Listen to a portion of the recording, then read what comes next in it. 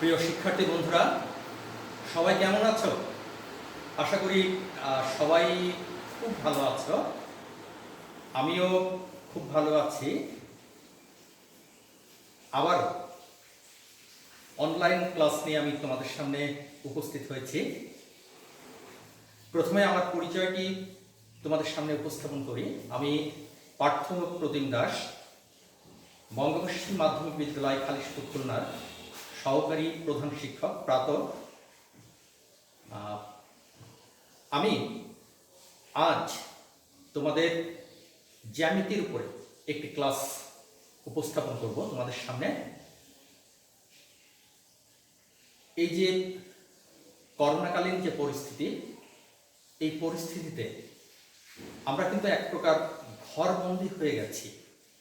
তো এই ঘরবন্দি থেকে আমাদের পড়াশুনো যাতে ক্ষতি না হয়, আমরা যাতে যে একদম বই থেকে দূরে সরে না যায়, এই উদ্দেশ্যে সরকার কিন্তু বিভিন্ন পদক্ষেপ নিয়েছে। সংসদ টেলিভিশন, অনলাইন ক্লাস, সরাসরি জুম অ্যাপের মাধ্যমে, গুগল মিটের মাধ্যমে ক্লাস আমরা নিচ্ছি।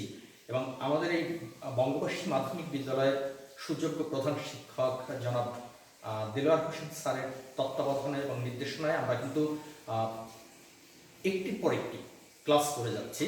তোমাদের কাছে অনুরোধ, তোমরা ক্লাসগুলো অবশ্যই দেখবে, তোমরা সংসদ টেলিভিশন দেখবে এবং এই বৈশ্বিক মহামারীকে আমরা বিভিন্নভাবে আমরা কি করব, এইভাবে আমরা অতিক্রম করব যে বৈশ্বিক মহামারী যেন আমাদের পড়ালেখার, আমাদের জীবনযাত্রার কোনো ক্ষতি করতে না পারে।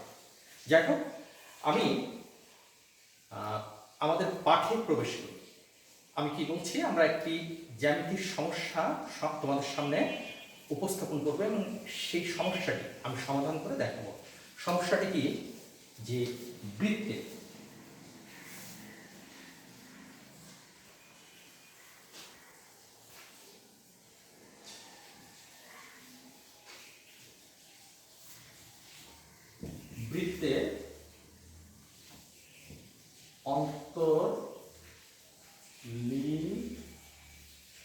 অন্তর্লিখিত চতুর্ভুজে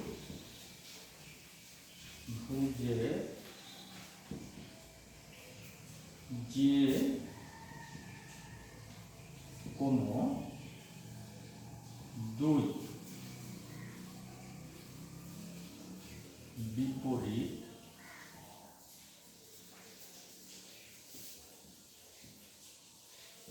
কোণের সমষ্টি দুই সমকোণ।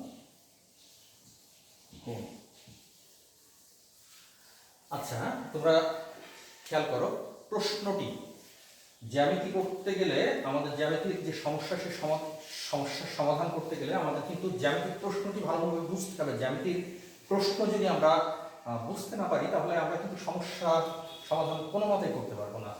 তো এখানে আমি যে প্রশ্নটি, যে সমস্যাটি আমি এখানে লিখেছি, সেই সমস্যাটি আমি তোমাদের সামনে উপস্থাপন করছি। বৃত্তের অন্তর্লিখিত চতুর্ভুজ।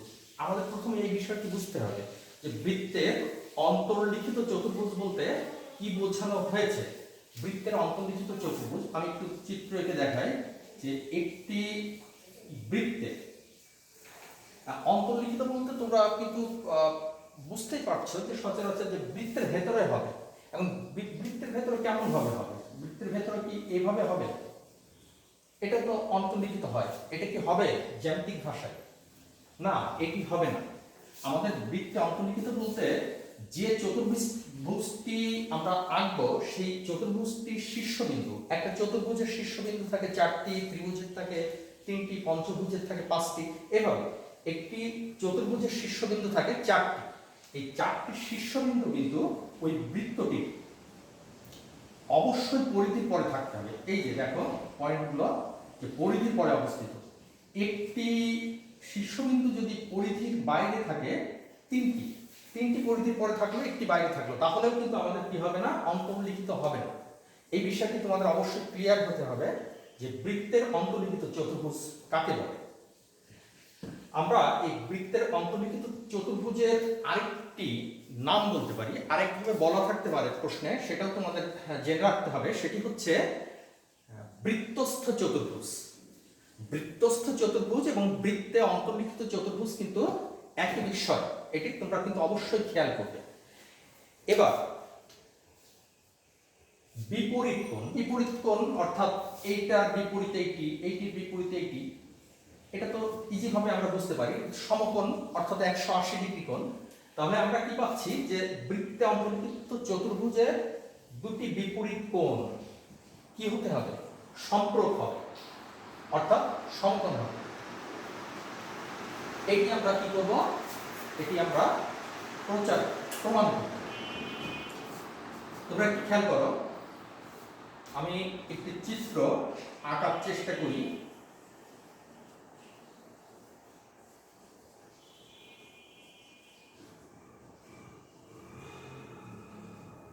দেখো যে আমি একটি বৃত্তের চিত্র এঁকেছি এখানে।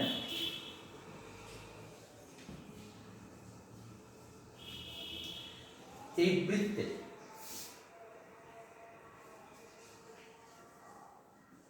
অন্তর্লিখিত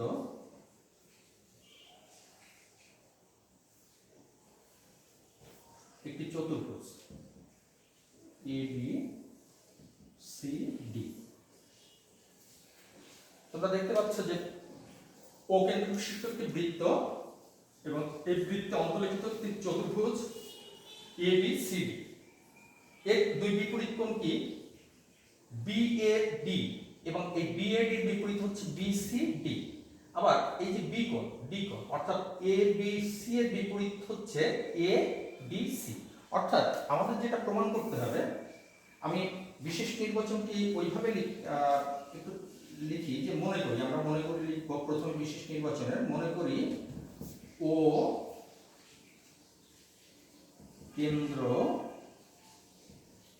বিশিষ্ট বৃত্তে ABCD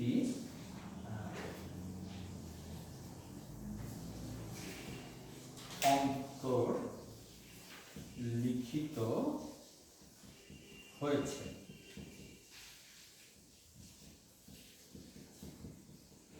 প্রমাণ করতে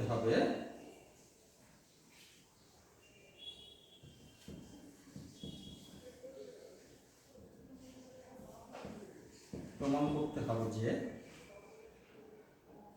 BAD কোণ প্লাস BCD কোণ সমান দুই সমকোণ এবং ABC কোণ প্লাস ADC কোণ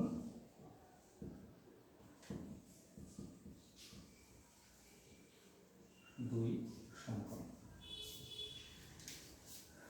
তোমরা দেখো যে ও কেন্দ্রবিশিষ্ট ABCD বৃত্তে ABCD চতুর্ভুজটি অন্তর্লিখিত হয়েছে। প্রমাণ করতে হবে যে BAD কোণ প্লাস BCD কোণ অর্থাৎ এই দুটো বিপরীত কোণের সমষ্টি দুই সমকোণ, আবার এই দুটি বিপরীত কোণের সমষ্টি দুই সমকোণ। আমরা এই বিষয়টি প্রমাণ করব।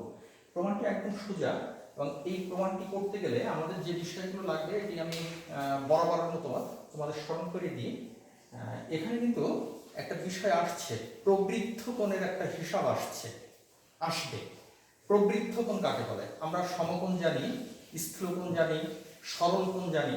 প্রবৃদ্ধ কোণ অর্থাৎ দুই সমকোণ থেকে বড় এবং চার সমকোণ থেকে ছোট। দুই সমকোণ থেকে বড়, চার সমকোণ থেকে ছোট কোণকে আমরা প্রবৃদ্ধ কোণ বলবো।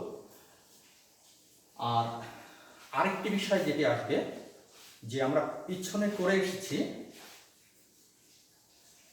যে একটা বৃত্তে একই চাপের পরে দণ্ডায়মান কেন্দ্রস্থ কোণ আর বৃত্তস্থ কোণের মধ্যে সম্পর্কটা আমরা কি জানি, যে কেন্দ্রস্থ কোণটা বৃত্তস্থ কোণের সবসময় দ্বিগুণ হবে। এই বিষয়টিও কিন্তু আমাদের এখানে কাজে লাগবে। আরেকটি বিষয় কাজে লাগবে, উপচাপ অধিচাপ। একটা বৃত্ত আমি ধরে নিলাম একটি একটি বৃত্ত, বা তোমরা ধরতে পারো যে একটি একটি পেয়ারা। আমরা যদি এটাকে একটা পেয়ারা হিসাব করি, এই পেয়ারাটিকে আমি একটা ছুরি দিয়ে এই পর্যন্ত কাটলাম, তাহলে দুটো খণ্ড হলো। একটা হচ্ছে কেমন এই খণ্ড, আর একটা হচ্ছে এই খণ্ড। এই যে দুটো খণ্ড, এই দুটো খণ্ড কিন্তু এক নয়, একটা ছোট একটা বড়।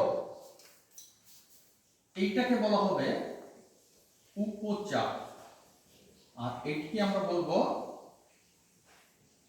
অধিচাপ। আর যে বরাবর আমরা কাটছি ওইটা যদি বৃত্ত হতো, যে বরাবর ছুরি দিয়ে আমরা পেয়ারাটাকে কাটছি ওইটাকে বলা হবে জ্যা, ওই দাগটা এবং ওই জ্যাটা। তাহলে একটা বৃত্তকে একটা জ্যা দুটি চাপে বিভক্ত করে, একটা উপচাপ একটা অধিচাপ। আবার অনেক সময় যদি ওটা মিডিল দিয়ে যায় তাহলে কিন্তু সমান চাপে বিভক্ত করে। এই বিষয়টি কিন্তু আমাদের কাজে লাগবে। আচ্ছা, তোমরা একটু খেয়াল করো,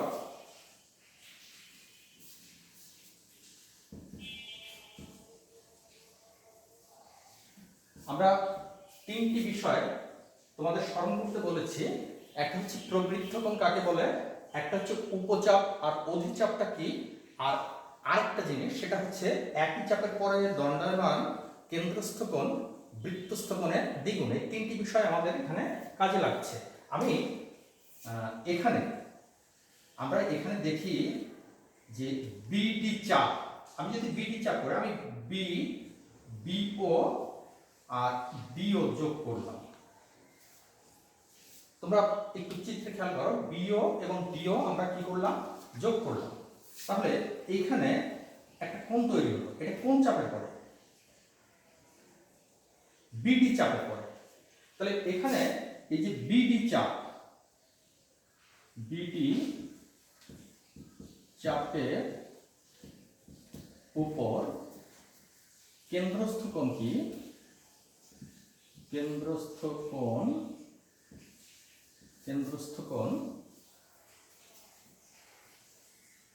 বিওডি এবং বৃত্তস্থ কোণ বিএডি।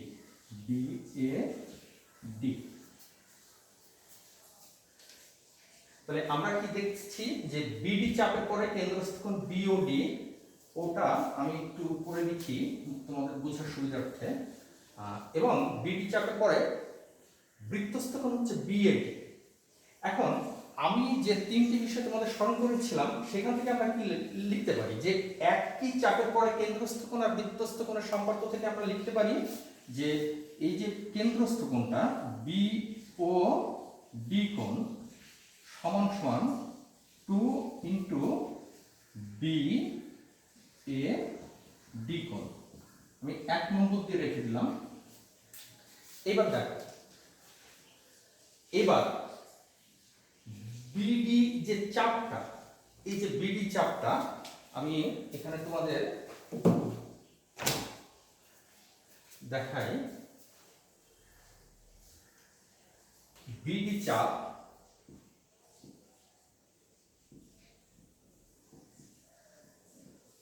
বিডি চাপটা আমি সবুজ কালি দিয়ে আমি দেখিয়ে দিলাম।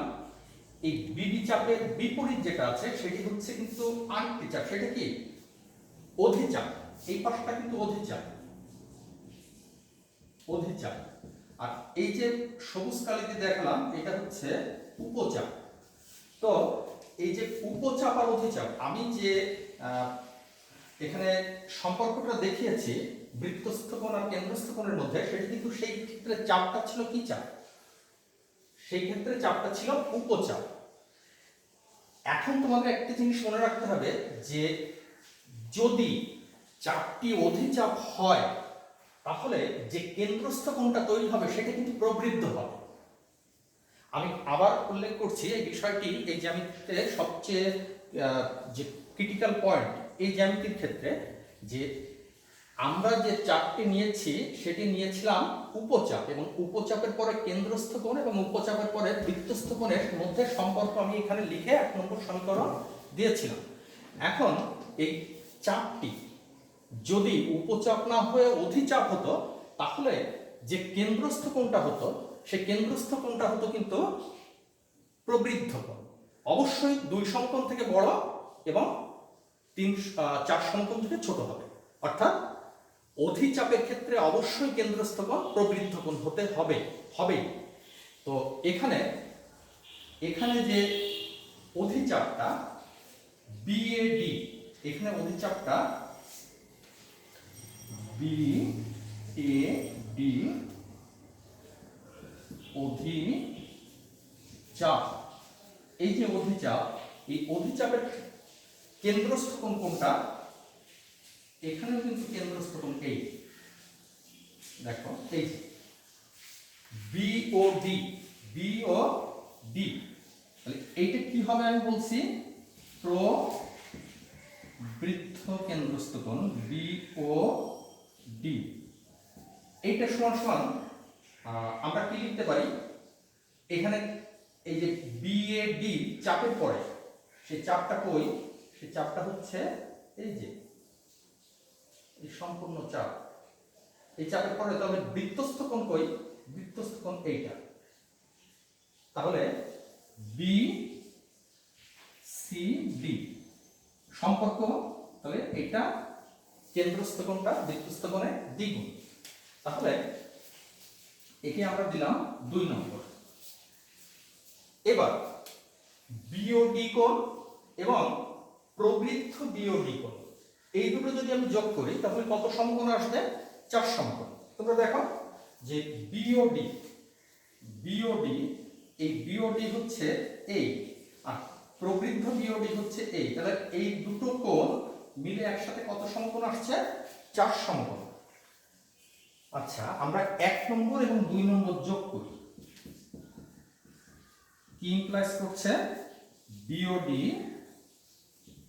প্লাস প্রবৃদ্ধ BOD সমান সমান, আমি একবারে করে দিলাম BAD কোণ প্লাস BCD কোণ। তাহলে BAD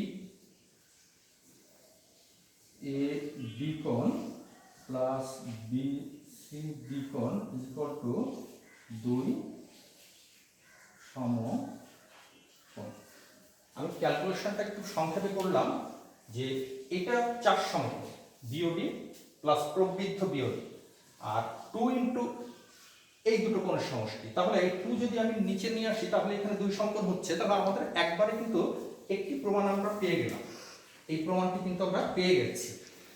অনুরূপভাবে আমরা কি প্রমাণ করতে পারি? অনুরূপভাবে আরেক পার্ট আমরা অনুরূপভাবে আরেকটি বিষয় হচ্ছে কি, আরেকটি এই যে ABC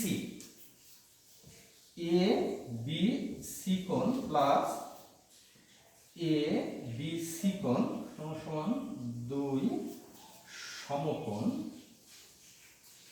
প্রিয় শিক্ষার্থীরা, এই যে দ্বিতীয় যেটি আমি অনুরূপভাবে লিখেছি, এটি যদি আমরা প্রমাণ করতে যাই তাহলে কিন্তু আমাদের এই সেম প্রক্রিয়া, যে কারণে এটি আমরা কিন্তু আর করব না। তোমরাও কিন্তু পরীক্ষায় যদি এই প্রশ্নটি আসে বা এই ধরনের কোনো সৃজনশীল আসে সেক্ষেত্রে কিন্তু করবে না, তোমরা কিন্তু সরাসরি কি করবে, অনুরূপভাবে লিখে দেবে, তাহলে কিন্তু তোমাদের ফুল মার্কস যেটা সেটা পেয়ে যাবে। যাই হোক, আমরা কিন্তু আমাদের দুটো যে কাঙ্ক্ষিত প্রমাণ সেই প্রমাণে পৌঁছে গেছি। এখানে দেখো এইটি প্রমাণ আর এইটি প্রমাণ। তা আমার মনে হয় তোমরা বুঝতে পেরেছো বিষয়টি। যাই হোক, আমরা পরবর্তীতে অনলাইন ক্লাস নিয়ে তোমাদের সামনে আবার আসবো। আজকের পাঠটি তোমরা বাড়িতে ভালোভাবে আবার অনুশীলন করবে এবং লিখবে বারবার খাতায় লিখে। কোথাও কোনো যদি সমস্যা থাকে আমার সাথে ফোনে যোগাযোগ করবে, আমার ফোন নাম্বার তোমরা জানো। আর তোমাদের বিষয়ে যে বিষয়টি আমি বারবার বলি ক্লাসের প্রথমে এবং শেষে, যে এই করোনার বিষয়টি, করোনার যে স্বাস্থ্যবিধি, সেই স্বাস্থ্যবিধি অবশ্যই তোমরা মেনে চলবে। কারণ সবার উপরে আমাদের কিন্তু প্রথম কিন্তু জীবনে, সেই জীবনটাকে সুন্দরভাবে করতে গেলে যে আমাদের যাতে কোনো ক্ষতি, করোনা ভাইরাস যাতে কোনো ক্ষতি করতে না পারে সেই বিষয়ে কিন্তু আমাদের খেয়াল করতে হবে এবং স্বাস্থ্যবিধি মানতে হবে। যাই হোক, করোনা দ্রুত চলে যাক, আমরা স্বাভাবিক জীবনে ফিরি, এই প্রত্যাশা নিয়েই শেষ করছি আজকের ক্লাস। ধন্যবাদ সবাইকে।